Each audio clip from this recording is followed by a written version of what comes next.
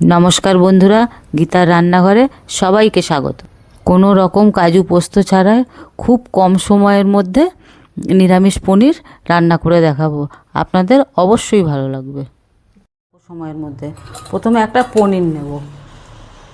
পনিরটাকে একটু গ্রেট করে নেব। এটা গ্রেট করে নেবার কারণ হচ্ছে এটাকে চটকাবো তো, নাহলে দানা দানা থেকে যাবে। ওই জন্য একটুখানি গ্রেট করে নিতে হয়। গ্রেট করলে জিনিসটা মিহি হবে।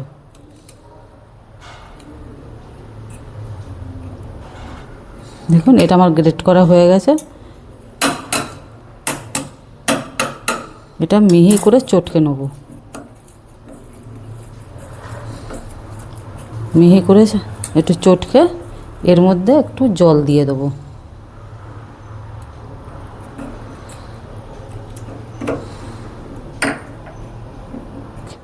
কোনো রকম কাজু পোস্ত কিছুই দিতে লাগবে না। এরপরে কড়াইতে একটু সামান্য সাদা তেল দেবো। গ্যাসের ফ্লেমটাকে একটু জোরে দেবো। ফোড়নের জন্য দুটো এলাচ দেবো, একটা তেজপাতা দেবো, এক টুকরো দারচিনি দেবো। এবারে টমেটো পিউরি করে রেখেছি, এটা এই তেলের মধ্যে দিয়ে গ্যাসের ফ্লেমটা একটু আস্তে করে দিয়ে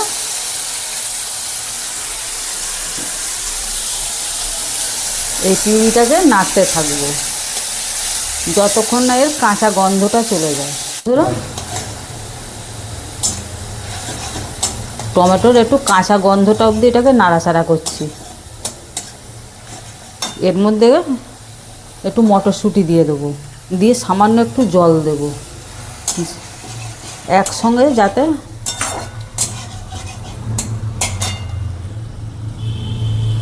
মটরশুঁটি সিদ্ধ হয়ে যায়, কাঁচা গন্ধটা চলে যায়। এরপর সামান্য এতে লবণ দিয়ে দেবো। এটাকে নাড়তে থাকবো।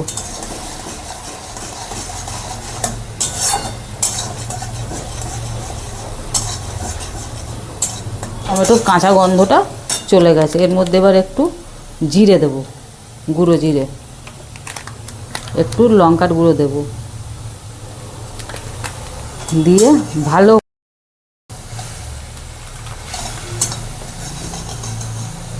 দু চামচ চিনি দেব।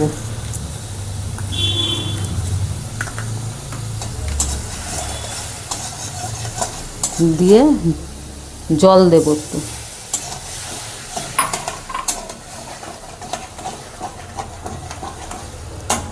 আমি যে কুড়ে রেখেছিলাম যে পনিরটা, সেই পনিরটা এর মধ্যে দিয়ে দেবো।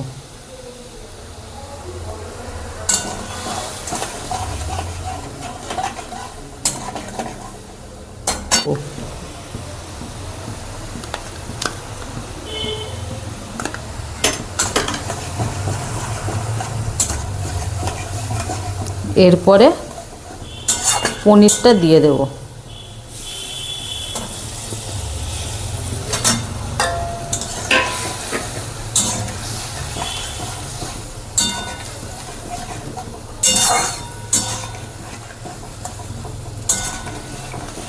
এবার টক দইয়ের বাটি ধোয়া জলটা এর মধ্যে দিয়ে দেবো। দিয়ে 5 মিনিট এটাকে হতে দেব। দেখুন বন্ধুরা, খুব সুন্দর হয়ে এসছে। এর স্বাদেও অসাধারণ। আপনারা লুচি, পরোটা, রুটির সঙ্গে সমস্ত কিছুর সঙ্গে এটা খেতে পারেন, গরম ভাতের সাথে। এতে সামান্য একটু ঘি দেব নামানোর আগে। আর আমার ঘরে তৈরি একটুখানি গরম মশলা এর মধ্যে ছড়িয়ে দিলাম।